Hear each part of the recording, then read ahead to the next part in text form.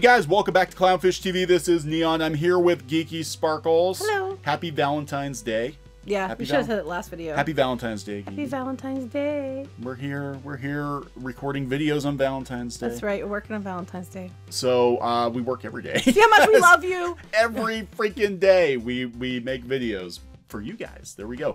But yeah, we're going to talk about Sonic the Hedgehog. We did go see Sonic last night. We gave it a pretty good review. Check out our review video. It went up last night around 9-10 o'clock. I actually enjoyed the movie quite a bit. The kids loved it. They did. And it turned out much better than I thought it was going to. And now we're going to talk about what might happen this weekend in regards to the box office and in regards to potential media backlash, because how very dare Sonic the Hedgehog make more money than Birds of Prey? Yeah, that's exactly what it comes down to. Yeah, how very dare he? Look at this misogynist, this little blue misogynist here. That's right. He's an alt-right furry. But we're gonna talk about that and this contest that isn't really a contest, just like how Alita versus Captain Marvel shouldn't have actually been a contest, but it wound up being. Well, this even more so shouldn't be a contest because they're completely different audiences, completely different genres, completely different everything. Well, it's like, why don't we just take? Yeah, I mean, we're talking PG family movie versus a hard R comic book movie. I don't know. So we're going to talk about it. Please subscribe for more pop culture news, views, and rants. We're almost 100,000 subs, guys. Thank you for the support. You guys are amazing. So let's talk about Sonic the Hedgehog. Comic Book Resources seems to kind of low-key being like, yeah, okay, I guess Sonic might do all right, but, you know, we hope it fails. I don't know. They aren't saying that, but it is weird because they're, like, doubling down on, you know, Birds of Prey type stuff, and then they come up with these, you know, these articles where they're like, you know, oh, the Rotten Tomatoes scores are good, and then they go down here and they're talking. Damn it! Yeah, they do. Damn it! They said, oh, they're good and the audience love it, but our audience review was less favorable, praising the cast performance regarding the overall movie as being paced unevenly, and they're only estimating its earnings. Now they changed this. It was saying at 40 million before, and now they put 40 to 45 million. Oh yeah, I just refreshed it. Yeah. On this other article they have talking about the production costs. Oh yes. Again, this is sort of those like little jabs they get in there. They talk about how much the movie actually cost, and they said that, yeah, it might only make $40 million. Okay, that's one said this 40 weekend. million, okay. Yeah, so they said that, according to earlier reports, Paramount spent $35 million redesigning Sonic. It was estimated the studio spent $2 million improving Sonic's design for the second trailer alone. IndieWire reports Sonic's redesign only cost about $5 million, because I think they just had to change, you know, again with 3D, like they just changed the model for the most part, because they already had most of the animation done. They just had to change it.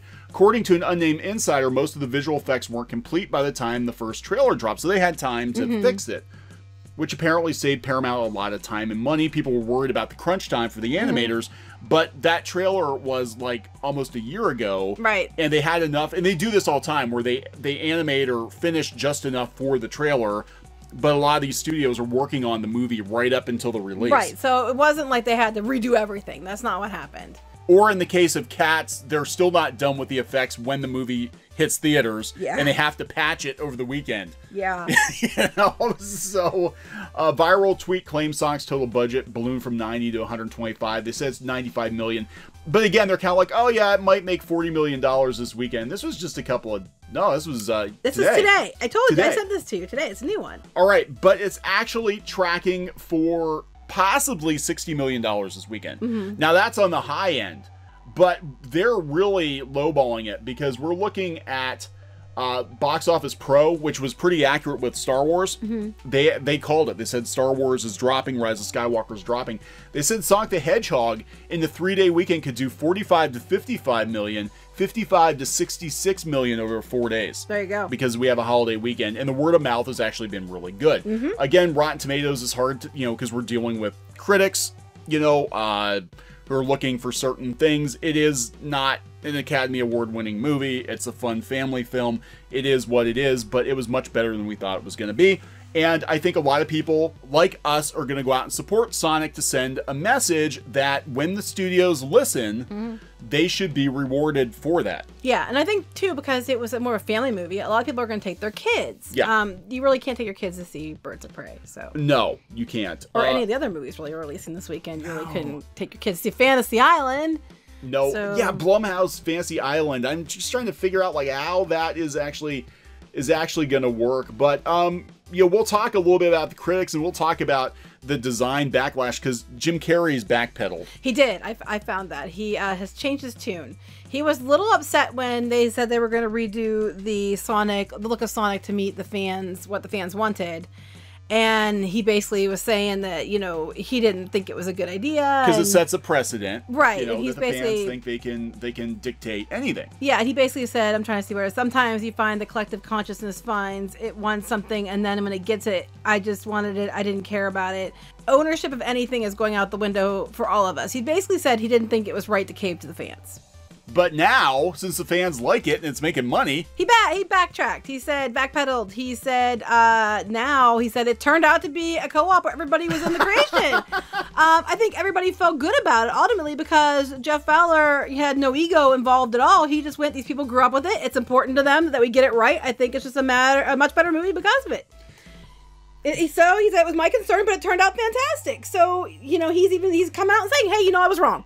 Well, he probably gets profit share on it too. So he's probably like, wow, people really like this. But again, if it didn't mean anything to you, and that's what happens with a lot of the Hollywood people, because, you know, Jim Carrey was well into his adult years when Sonic the Hedgehog came out. So he didn't grow up with Sonic the Hedgehog. Well, he's almost 60. I can't believe it. That blows my mind. I didn't think he was that old. But yeah, he looks good for his age. I mean, he looks really good for his age.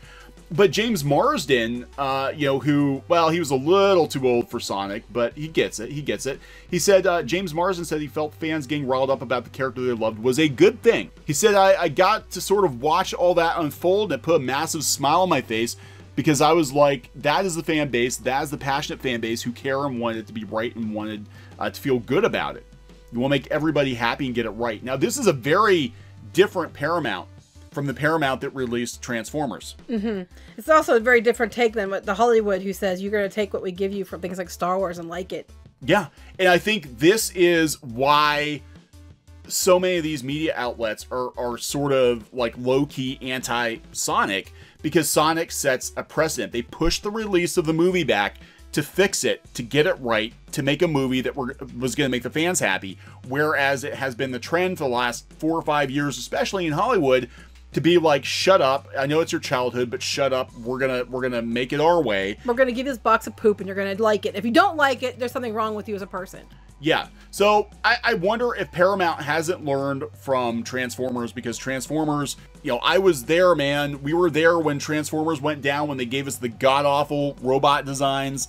Well, we were there much deeper than most people. You got targeted. Yeah, I got targeted because I was very critical of Megatron. I'm like, what the hell is that? Got the producer to come after you. One of the producers, I got into a fight with we worked it out. Got into a fight with one of the producers, but they've learned their lessons, because the Transformers movies, they declined movie after movie after movie, and then they tried to reboot it with Bumblebee. Now the problem, and I love Bumblebee. Mm-hmm. I thought Bumblebee should have been the first Transformers movie. It was infinitely better than anything Michael Bay did. But, and they also had the G1 designs. It looked right.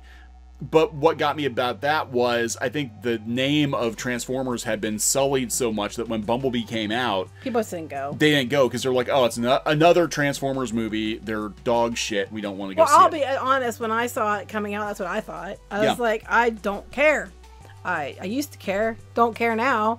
Bumblebee was better. I'm still not as into it as you are because you're a Transformers fan. Just like you're not into She-Ra as much as I am. Yeah. But it wasn't bad. They actually listened and got, like, you know, the G1 things people recognize, characters they seem to recognize and feel familiar with, worked so much better. Oh my god. Than what they were giving us. That first 10 minutes of the movie when they're on Cybertron and the Transformers all look like themselves. I'm like, why couldn't we have gotten this the first time around? Because they had to learn the lesson the hard way, and by the time they learned it, it was too late. So I think Transformers might have actually played into Sonic somewhat. But we are seeing a lot of, now this isn't, look, people can like and dislike whatever movies they want to, and you're gonna have critics that, you know, just naturally like certain kinds of movies over other kinds of movies, but we are seeing a pattern. You're seeing a pattern. You're checking out Rotten Tomatoes. I've been checking patterns. Yes, there are definite patterns. That there are a lot of critics who gushed over Birds of Prey, who threw some shade at Sonic the Hedgehog. They did. Or there's certain outlets that, you know, if you're familiar with the outlets, you know they clearly have agenda-driven platforms. And because of it, even though Sonic has absolutely nothing to do with a competition between the two, even though they're making it so, they would hate on Sonic and then go on about Birds of Prey being the greatest thing since sliced cheese. Now, I'm not saying Birds of Prey is a better movie than Sonic. I honestly don't know because I didn't see Birds of Prey. But what I'm saying is there's a definite... it feels like Alita versus Captain Marvel all over again, but at least that kind of made sense. Yeah. This comparison makes no sense at all. They're just pissed because Sonic's coming in and most likely will be kicking Birds of Prey's ass. I mean, that's what's going on. That's what's going on here, because it's over at this point. If Birds of Prey had another week where there wasn't another like big comic book geek movie coming out, it might have gotten a second chance. Basically, it talks about how it looks pretty, but it's forgettable, and you know, there's some cool aspects of it, but mostly it's a really shallow movie, is what most of these critics are saying. And then they go to the Birds of Prey review, and they're like, "Oh my god, it's the best thing ever, Harley Quinn." That was my impersonation. Look, it's a man supporting. No, we know that's not true because according to Twitter, men hate this movie. Yeah, men hate this movie. Men didn't go see it, so there's a man blowing your narrative out of the water.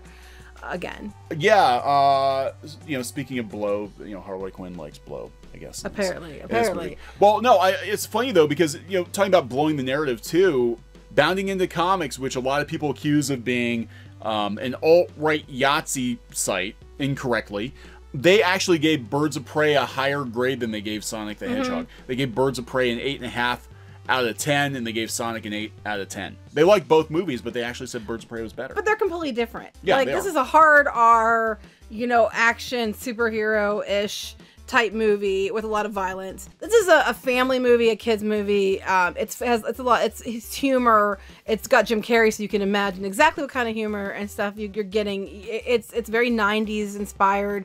It's just a fun little jaunt movie. It's not like, you know, as emotionally disturbing as, say, Birds of Prey would be, you know, jarring. Yeah. You know, they're completely different different audiences too. Well, even Alita and Captain Marvel, I think, in some ways were different They audiences. were very, well, I'm still saying, as a woman, and for all the screaming, ring they go on about strong female characters, you get 2 strong female character-led movies, and that should have been the celebratory point right there. But instead, you had to put them against each other because you're pissed about men liking Alita better than Captain Marvel. That's what the whole thing was. You literally pitted 2 movies that were actually a win for women because they're butthurt that they felt that men were supporting Alita more than Captain Marvel. That's what the whole thing was about. And as a woman, I mean, you did more disservice to women by behaving that way than anything. And a lot of times it was women writing these articles. It was. So it was women pitting 2 women against each other, right, or male feminists pitting 2 women against each other. And I'm just sitting here as a woman like, whoa, we got 2! And at the same time. Yes! And right. I'm like, you know, yeah. That was me smacking him. But yeah, exactly. And their attitude was, you know, we can't have that. That we have to make them fight. Mud wrestle. Let them. Oh my God. But they complain about men. Yeah, pretty much. I mean, it's crazy, but I think we're gonna see a lot of shade being thrown Sonic's way. Again, I think really what this comes down to is Sonic is a movie. The producers listen to the fandom. Yeah, that's a big part. And what's going to happen is this is going to set a precedent for studios going forward to listen to all these haters and misogynists and trolls that these media outlets have been running down for the last 4 or 5 years. They're going to be like, oh, wait a second, these people, you know, they'll support us financially. At the end of the day, that's all that matters. Yeah, they'll actually put their money where their mouth is, where other people, we made all these changes for them and they didn't go. So even if you're not a Sonic fan, I highly recommend you go see this movie just to show, you know, Hollywood that, hey, if you take fans into consideration, they're going to come support you. Yeah. So let's wrap this one up. Please subscribe for more pop culture news, views, and rants, and we'll talk later. Bye. Hey guys, thanks for watching Clownfish TV. Please consider supporting the channel. Go to clownfishsupport.com. That's clownfishsupport.com. And if you want to join our community, go to clownfishtalk.com. That's clownfishtalk.com. Please subscribe, ring the bell for notifications. We will talk to you next time.